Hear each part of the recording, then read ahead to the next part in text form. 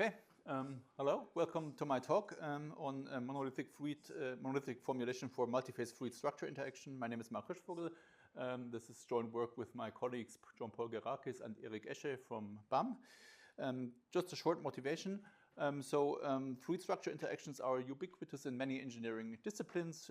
Think of aerospace, civil engineering, biomedical engineering, when you have flow around airfoils, bridges, or blood motion in elastic arteries. And also multiphase flows are also quite a big realm where engineers are interested in. So for example, interaction with solid structures also in free surface flows, impact scenarios, flood waves, blasts, and so on. And also when you look at separation or mixture processes, gas, liquid, liquid equilibria in chemical engineering. So the combined analysis of interface tracking multiphase systems with interface capturing structural responses still has gained little attention in the computational modeling community, I would say. So there's still no unified monolithic framework for formulation and solvers or preconditioners for this type of problem. So this route we want to take here, and I want to just shortly talk a bit about interface modeling techniques. We've heard a bit of this yesterday already. So one aspect is, for example, interface tracking, which is quite popular in fluid structure interaction, for example, where you have a Lagrangian interface which moves with the mesh. So you have an accurate interface representation, but the mesh can also distort at large rotations or motions. To the contrary, you have interface capturing methods where you have a Eulerian interface essentially, and the interface itself can be sort of generated by some level set or diffuse interface method. This can, of course, be also an arbitrary Lagrangian-Eulerian interface where the mesh motion is sort of imposed from the outside, but the interface is still sort of modeled by the same cut method or diffuse method. So there you have, of course, arbitrary large interface motions which are possible, but you, on the contrary, have maybe a diffuse interface or have to do some cut operations and maybe have a less accurate exchange of interface interactions. So we want to leverage sort of the benefits of interface tracking in FSI together with interface capturing for multi-fluid systems, which would be a system like this, where you have the FSI interface here, which is a Lagrangian interface, and then a fluid ale diffuse interface, for example. So just very briefly getting into diffuse interface modeling for two or multi-phase fluid systems. And for those of you who are not totally familiar with this, for example, one approach to model this is the Cahn-Hilliard Navier-Stokes equations. This will be a rising bubble with low density in a high density environment under gravity. So the CH&S equations are a well-known technique for modeling multi-phase fluid systems, where on the one hand you have the Navier-Stokes equations up here, and additionally couple them with some diffusion model, a fourth order diffusion equation. This would be the Cahn-Hilliard equations. And the key point is that you have sort of an order parameter. So the phi here enters the material coefficients of the fluid. For example, then rho and eta, the density and the viscosity, are expressed in terms of the order parameter, and then you can model multiple phases. And there's also one. It doesn't. Okay, you have to also include the capillary force into the Navier-Stokes equations to model actually the interface tension, to really have these two fluids be separated from another. So taking this framework, now moving to fluid structure interaction, where we would then straightforwardly just introduce an additional field, the solid mechanics problem, which would be just finite strain elastodynamics, which would be the domain on the left here. This is coupled then with the Navier-Stokes equations, everything formulated in the ALE reference frame, and we additionally have to solve a domain motion problem, because sort of the motion of the domain is only sort of determined by Dirichlet boundary conditions on the surface, on the interface, so you need some model which constitutes this deformation. And then we also have as before, the phase field equations also transported to the ALE reference frame. Here you would have the interface capturing between the two fluids. And then you have the classical FSI coupling condition, where you have the kinematic coupling, that the velocities or the displacements on the boundary have to coincide, and the continuity of tractions between the solid and the fluid. Here we want to avoid introducing a Lagrange multiplier, and we actually then say, okay, the solid receives the Dirichlet condition from the fluid, and the fluid receives then the reaction forces from from the solid, which could be labeled as a Neumann-Dirichlet scheme. In the end, we want to solve it monolithically, so it doesn't matter which way around you do it. You could also introduce a Lagrange multiplier. I will come to that later why I don't do it. Now, coming to the monolithic finite element formulation, where we just model all fields with continuous Lagrange finite elements. So we have the 6-field problem where we solve the solid mechanics problem, then go over to the fluid mechanics problem. Then the next block would be the phase field, and finally the domain motion problem. Okay, then there's one aspect about the fluid structure interaction, because we don't have the Lagrange multiplier in here. So now the fluid mechanics form carries actually boundary terms of the solid, and when we do it with a classical mixed approach in FEniCS, I at least couldn't find a solution to include solid functions in the fluid form, because the two separate measures then in the end don't have a common entity map. So maybe if somebody has a solution, that would be nice. So we do it here now on the discrete level, that we transform the reaction forces directly in PETSI from the one assembled residual to the other, and assemble also the coupling matrices sort of by hand in PETSI. Okay. Then this is still work in progress. We are now envisioning an iterative solution approach and looking into how could we precondition the system. So one idea would be to use a block Gauss-Seidel preconditioner. So we rearrange the block matrix a bit, that we move the most intense coupling to a lower triangular region. And then would say, okay, we solve these individual fields for solid, for example, with a GMRS or with algebraic multigrid preconditioning. The same for the grid, for the AL domain motion problem. Then the phase field is a 2x2 block system, right? So you have these two equations, the phase field and the potential. There we would try a Schur complement preconditioner. And also for the fluid, we have velocity and pressure. We also use a quite standard Schur complement preconditioner here, which we still have to tune that it gives good results for challenging problems.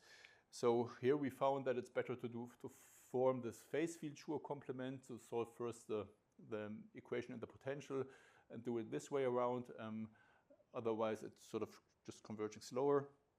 So this would be then the whole precondition apply routine, which we implement in the Python interface of PETSI, which is quite nicely usable here. And for now, for testing, we replace all AMG solves with direct solves, just because you don't want to start tuning the AMG solvers when we are not sure yet about the block factorization, right? So first we just do the direct solves on the single fields and look into what is the best block factorization for these, and then we move to tuning the AMG. Okay, so one benchmark example we're simulating would be this kind of dam break. So it's sort of a water column in red on the left at the beginning, which just collapses. So there's a sort of a dam which is released, and then under gravity, this collapses and hits this elastic obstacle here. And then sort of at some point the fluid settles. We're currently investigating here the number of linear iterations per solve over the first second of the simulation for 2 refinements. Of course, the second refinement, which you see here with only 150,000 DOFs, you can also solve it directly with MUMs. Yeah, that's not the point here. We also want to move to 3D problems at some point, or to more refined problems, and then we just want to have a suitable preconditioner for this. It's quite challenging to really solve it with water-air density contrast, so we couldn't manage it to do it without a stabilization. And we're also still investigating what the optimal stabilization for this coupled system is for this multiphase fluid system. They were not really aware of what you should really do, what the best practices are.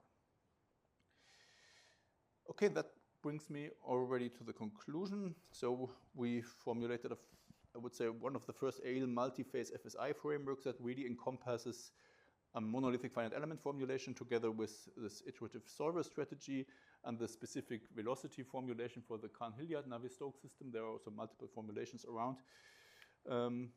Future work, definitely tune the preconditioners, also prove robustness for complex 3D examples, and also competitiveness benchmarking against other approaches, for example, volume of fluid or smooth particle hydrodynamics, which are typically used for these kind of dam break scenarios.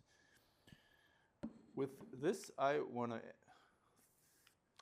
thank you, and everything is open source available in the code Mbit, which I been maintaining for a couple of years now. So feel free to ask questions and contact me. Thanks.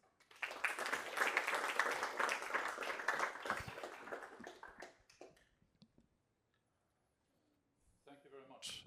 Very interesting. And just a point of the scheduling. I think we're a bit ahead of schedule, but I propose that we have a few minutes extra break. So let's not sort of drag out the discussion infinitely. So just a few questions, and then we have more discussions in the break. That's my proposal. So any questions for the speaker? Thank you very much. Very interesting. Can this be used to simulate mass transfer in a focal current reactor? I would say so. Yes. Probably would need to add some equations, but yeah, maybe. Yeah. For your preconditioning, have you looked at parameter robustness, like Reynolds number, the density ratios between the fluids and other things? Yeah, we're currently investigating this, so definitely the density ratios play a big role. So if you reduce that, or I mean, make it more towards 1, then everything works way more nicely, and then with this contrast. Yeah, but we're still not sure quite which kind of precondition is really then the bottleneck. Sometimes it's sort of the phase field one, or the fluid one, or the outer block gaussiidal, or we're currently investigating this. Very complex. Yeah. Yep, in the back. Thanks for the talk, and great visuals as always. Can you talk a bit more about the issue that you hit with the entity maps? So maybe I'm doing something wrongly. That could be, definitely. So what I do here, I mean, in general, I have one monolithic mesh, right? And then I say, okay, I have the fluid domain and I have the solid domain. And I create these sub-meshes using the sub-mesh in FEniCS sub-mesh routine. And I also create the interface mesh. But I mean, I also define a Lagrange multiplier there. I also have the same formulation with a Lagrange multiplier where I don't need this kind of Dirichlet-Neumann or Neumann-Dirichlet transfer. But if with this standard sub-mesh approach and the entity maps, if I now use the fluid mesh and write some function and put in some displacement from the solid, it's sort of not known by the fluid mesh. There's no entity map between solid and fluid. It's only communicating via the 2D interface. That's sort of the issue. But maybe there's a different way of creating the sub-meshes where you can then have this. I don't know. Yeah. So as a comment, I have demos that does this, so I can show you. Okay. Great. Okay. Yeah. More questions? And I can say so also in the afternoon. So we have developed something similar. We call it unified continuum modeling. So it's not based on the Cahn-Hilliard approach, but I would say a little bit similar vision. But then, so we also did like an ALE approach initially. If you have like rotating components, for example, don't you need like a general immersed approach, or did I misunderstand what you were? Yeah, I mean, definitely you have the problem with the ALE method, and if sort of the solid undergoes very large displacements, then the mesh can sort of distort, yes. So it wouldn't, in general, this approach for FSI would then fail if you would have, I don't know, some solid which really moves through the fluid, and then the mesh has to sort of move with this solid. You either would need some remeshing techniques, which people I think also use, but otherwise, yeah, some other methods are then more relevant probably. But are you interested in that? Are you looking at that, like an immersed approach, like you were showing in the beginning, in this setting?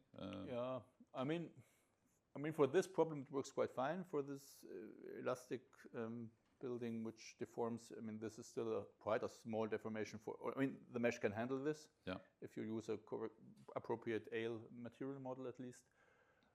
But yes, I mean, we're currently, I think we're fine with this kind of approach, but it's not generalizable to all kind of FSI problems. Great. And then another question. So in our approach, I think that one attractiveness of this sort of, what you say, generality, like a unified approach, is that you don't need to go in and fiddle manually with every sort of sub-model and so on. So also for the preconditioning. So what we're doing is we pose it as a sort of the most straightforward, simple approach, sort of model, and then we just plug it in and sort of turn the automatic handle in FEniCS. And then also we solve the whole system as sort of with just a sort of standard preconditioner with GMRS, whatever. And that seems to work okay. Have you tried that, or did that fail, or? I mean, yeah, I tried that in the past. I mean, you still have some, for example, in the fluid, if you don't stabilize it, you have this kind of saddle point block. You have sort of a zero block. I'm not sure if just throwing standard GMRS to the whole matrix would work there. So probably you need some extra considerations. I don't know. Yeah, it seems to work for but maybe that could be something interesting to compare, maybe compare notes, because I think wouldn't it be nice to avoid this, because then you say then you have to do like a direct solve, but then maybe in parallel that doesn't work so well and so on. Yeah, I mean this was maybe the direct solves, they were actually only for testing purposes, so this is just up to now. I mean, but in the end we want to use AMG or GMRS for these individual solves. Yes. Good. I won't take up more time now. But any final question? Then I propose we go for the break. So let's thank the speaker and the whole session.